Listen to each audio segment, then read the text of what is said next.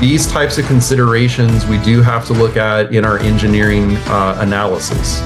So we run different load combinations looking at, a completely full tank at time of installation or completely empty. We then look at it in terms of when the carbon fiber bonds based on the amount of stress in the actual shell. And we look at how, future changes in level will affect the strengthening of the system. And, as I mentioned before, we have to match we have to limit the carbon fiber allowable strain to that of the steel. And so the reason for that is we don't want the steel to yield underneath the composite repair because that wouldn't be code compliant.